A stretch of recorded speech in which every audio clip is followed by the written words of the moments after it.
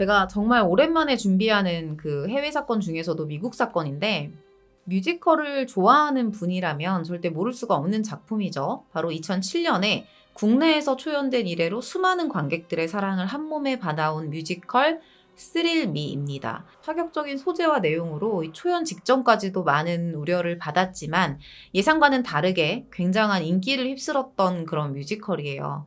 대본이며 연출이며 배우들 연기까지 아주 탄탄했죠. 성과도 대단했습니다. 오직 2명의 배우와 이 한 대의 피아노로 90분이라는 시간을 빈틈없이 채웠던 뮤지컬인데요. 이 뮤지컬이 사실 한 가지 범죄 사건을 중심으로 만들어진 뮤지컬입니다. 이 작품의 배경에는 1920년대 미국에서 실제로 벌어졌던 하나의 사건이 자리하고 있습니다. 제가 이거 준비하면서 물론 이게 오래된 사건이기도 했고 또 판결까지도 났던 사건이지만 가장 미스터리하다고 여겨졌던 게 뭐였냐면 이 사건에서 등장하는 인물들 간의 관계예요. 뭐라고 딱 정의할 수는 없는데 강하게 결속이 되어 있는 그런 참 특이하고도 어떻게 보면 좀 불편한 그런 관계가 설정이 돼 있는데요. 내용을 끝까지 들어보시고 시청하시는 분들의 생각도 자유롭게 남겨주시면 감사하겠습니다. 이 사건은 1924년 5월 22일 미국 인디애나주 습지대 인근에서 이 근처를 지나고 있었던 공사장 인부에 의해 한 구의 시신이 발견되면서 시작됩니다. 당시에 발견된 그 시신의 모습이 차마 말로 할 수 없을 만큼 끔찍하게 훼손이 된 채로 발견이 됩니다. 누가 죽인 거죠. 사인은 교살로 밝혀졌는데 이 신원을 파악하는 데 필요한 얼굴이나 지문, 생식기 등의 신체 부위들이 다 녹아내려져 있는 상태였어요. 수사관들도 그 모습을 보고 이 잔인함에 치를 떨 정도였다고 하니까 어느 정도였는지 상상을 하실 수 있을까요? 그런데 왜 범인은 신원을 파악할 만한 것들만 쏙쏙 골라서 지워버리려고 했을까? 이 시신의 신원이 파악이 되면 자기가 용의선상에 오를 수 있는 사람, 면식범일 가능성이 충분하다고 볼 수 있겠죠. 시신이 발견된 곳에서는 이 범인이 범행 도중에 남겨놓은 증거나 특별한 흔적 같은 것들이 없는 것처럼 보였습니다. 이 시신 발견 현장이 실제로 범행이 이루어진 곳이 맞는지, 사인은 정확히 뭔지, 범행 동기는 뭔지, 기자들이 질문을 아무리 쏟아내도 수사관들은 명확한 답을 내놓지 못했던 거죠. 그러다가 며칠 후에 이 시신 근처에서 물건이 하나 발견이 되거든요. 이게 하마터면 영원한 의문으로 남을 뻔했던 사건인데 이 물건 하나 때문에 범인의 윤곽이 그려지게 됐던 거예요. 범인은 사실 이 물건을 본인이 여기에 흘리고 갔다는 사실도 모르고 있었습니다. 당시 현장에서 발견된 물건이 뭐였는지는 앞으로 나올 내용에서 범인을 잡는 추적 과정과 함께 이야기를 해드리도록 할게요. 경찰의 추적 끝에 범인이 잡힙니다. 그런데 범인이 한 사람이 아니었어요. 2사람이 같이 저지른 범행이었다는 거예요. 근데 이 범인이 누군지 드러나고 신문을 통해서든 이렇게 소식이 사람들한테 전해지면서 다들 경악을 금치 못했습니다. 왜냐면 이들이 명문대를 졸업한 20살, 21살의 젊은 청년들이었다는 거죠. 왼쪽에 보이는 사람이 네이슨 레오폴드라는 사람이고요. 당시 나이 21살이었습니다. 오른쪽에 있는 사람이 리차드 로앱이라는 사람. 당시 나이 20살이었어요. 지금부터는 제가 네이슨, 리차드 이렇게 부를게요. 누가 봐도 앞날이 훤해 보이는 정말 멀쩡하게 생긴 2사람이 이렇게 잔인하게 사람을 죽였다는 거예요. 이게 믿어지시나요? 자, 그러면 이 2사람은 어떻게 만난 사이일까요? 이 2사람의 첫 만남은 네이슨 레오폴드가 하버드 남학교로 전학을 오면서 이 첫 만남이 이루어져요. 처음에는 서로를 그렇게 좋아하지는 않았어요. 왜냐면 이 네이슨이 평소에 사회성이 조금 떨어지는 사람이었는데 반면에 리차드는 주변에 늘 사람이 많았거든요. 그러다 보니까 끼어들어서 이야기를 나눌 틈도 없었던 거예요. 그러려고 하지도 않았었던 거고요. 그런데 이 2사람이 시카고 대학에 함께 진학을 하게 되거든요. 그러면서 상황이 완전히 달라집니다. 주변 사람들의 기억은 다 비슷해요. 2사람이 늘 붙어 있었다 라고 말을 했던 거죠. 그러다가 이 2사람이 단순한 학교 친구 사이를 넘어서서 더 깊은 관계까지 발전을 하게 됩니다. 두 사람은 별 문제 없이 지냈어요. 그러다가 이 리차드가 시카고 생활이 너무 지루했던 거예요. 리차드가 너무 지루해서 미시간 대학으로 편입을 하게 되거든요. 여기서부터 둘 사이가 조금 어긋나기 시작해요. 리차드가 학교를 옮기면서 네이슨도 리차드를 따라서 학교를 같이 옮깁니다. 그런데 뭔가 옛날 같지 않은 거예요. 나를 멀리하고 있다라는 느낌을 느꼈던 거예요, 네이슨이. 그래서 내가 여기 계속 있어야 되나? 이런 생각을 하다가 다시 시카고로 돌아오게 됐던 거죠. 그래서 이제 각자의 학교에서 무사히 졸업을 해요. 그런데 몇 년 뒤에 이 둘이 어떠한 이유로 다시 만나게 됩니다. 그리고 이때부터 이 두 사람이 같이 이상한 짓을 하기 시작해요. 되게 작은 범죄 행위들을 하기 시작한 거예요. 사실 이 리차드, 오른쪽에 있는 리차드에게 완전 범죄에 대한 환상 같은 게 있었어요. 그래서 아마 이런 일들이 처음부터 시작이 되지 않았을까 싶습니다. 문제는 이게 점점 더 무서운 계획으로 변해가고 있었다는 거죠. 초반에는 되게 작은 거, 뭔가 작은 물건을 훔친다거나 뭐 자동차에 살짝 접촉사고를 낸다거나 이런 뭐 작다고 말하기는 좀 그렇지만 어쨌든 중범죄라고 여겨지기는 조금 힘든 그런 짓들을 같이 함께 저지르다가 이제 이게 시시한 거예요. 그래서 어떤 계획을 하냐. 어린아이 한 명을 납치해서 죽이고 그 아이의 부모에게 우리 몸값을 갈취하자.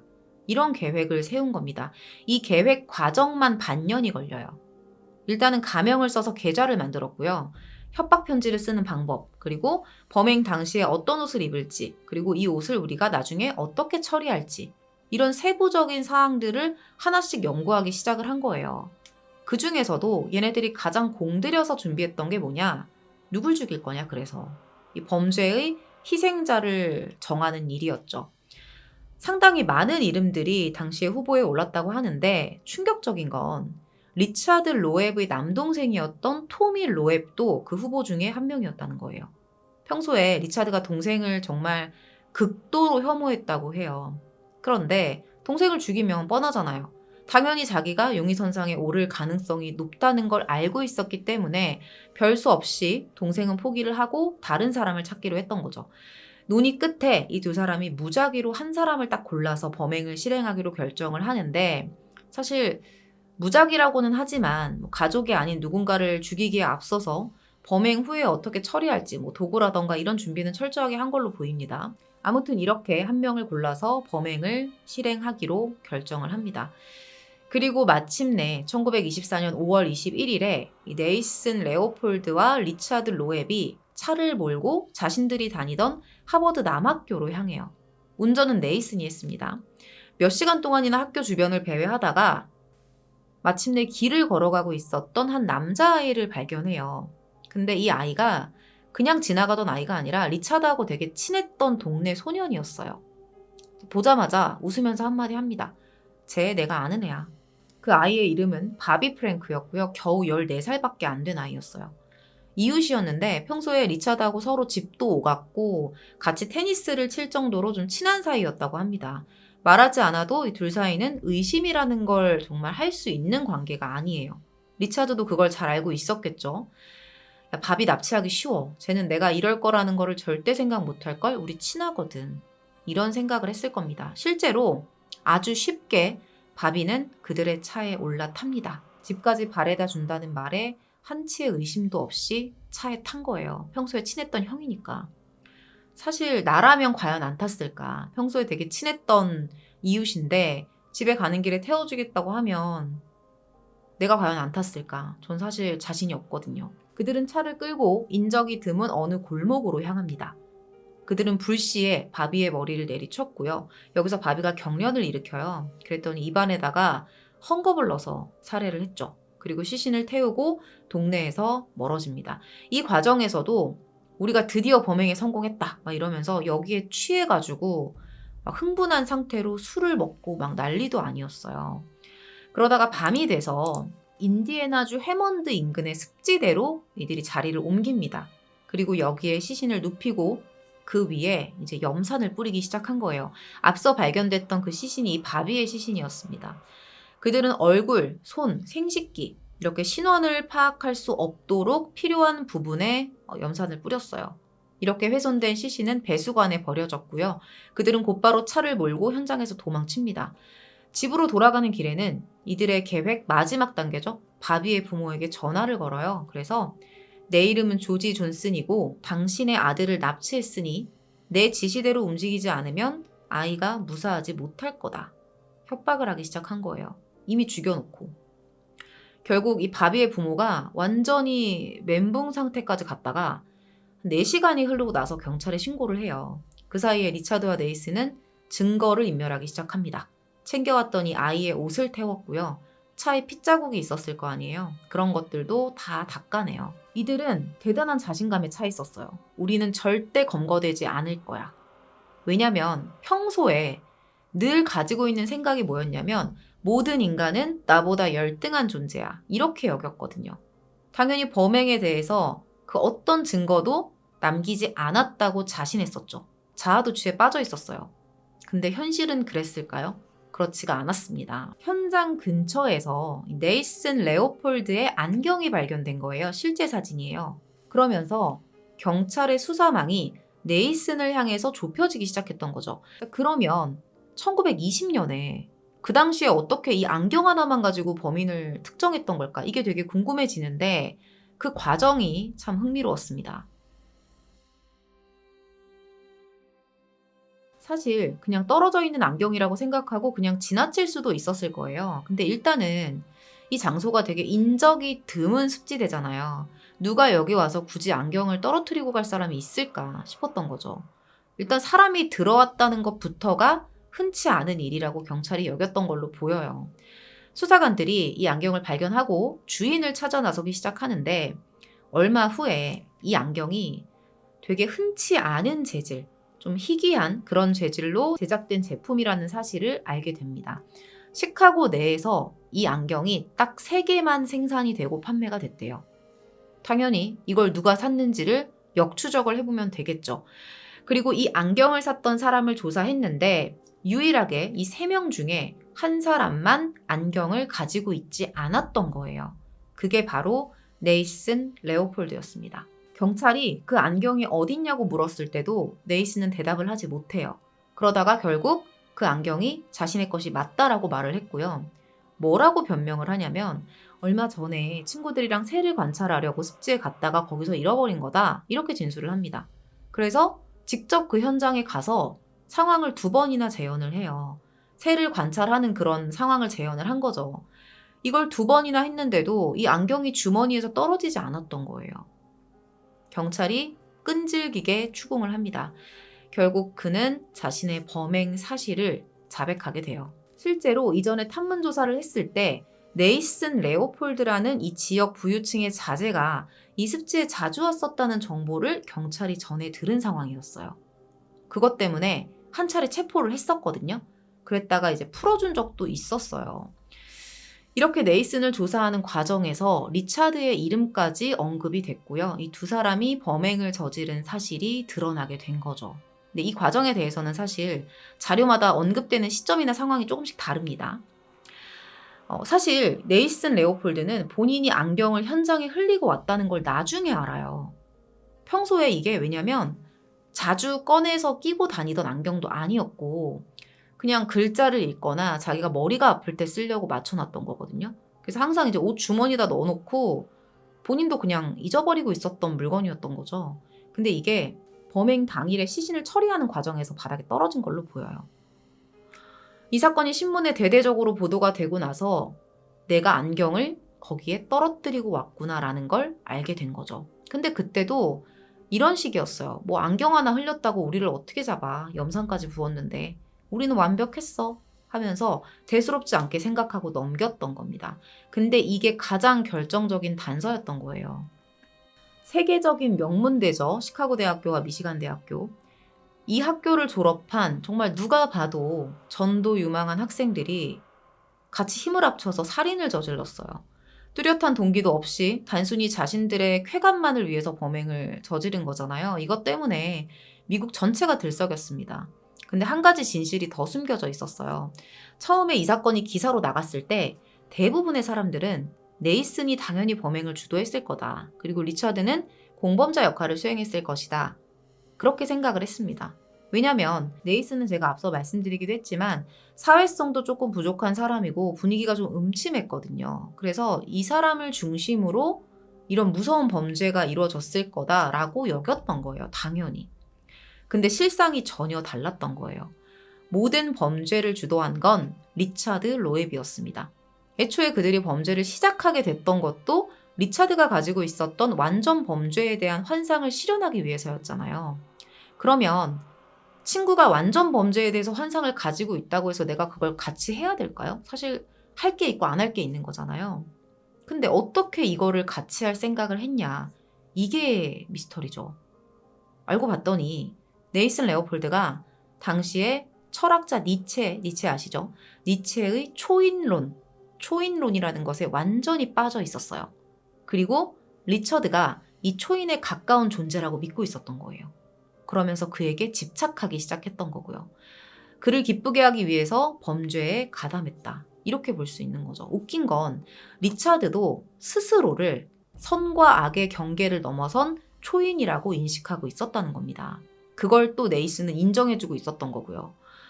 다시 돌이켜보면 이 실증을 되게 잘 내는 성격이었던 리차드가 학교를 옮겼을 때도 네이스는 거길 따라갔었어요. 다시 말해서 범죄 행위 자체에 관심을 두기보다는 자신이 초인이라고 여기는 리차드를 위해서 범죄를 저질렀다는 거죠. 실제로 그는 범행에 필요한 물품을 조달하거나 망을 봐주고 운전을 해주는 이런 철저한 공범자의 역할을 합니다. 그것만이 내가 리처드와의 관계를 유지할 수 있는 유일한 방법이라고 생각을 했다고 해요.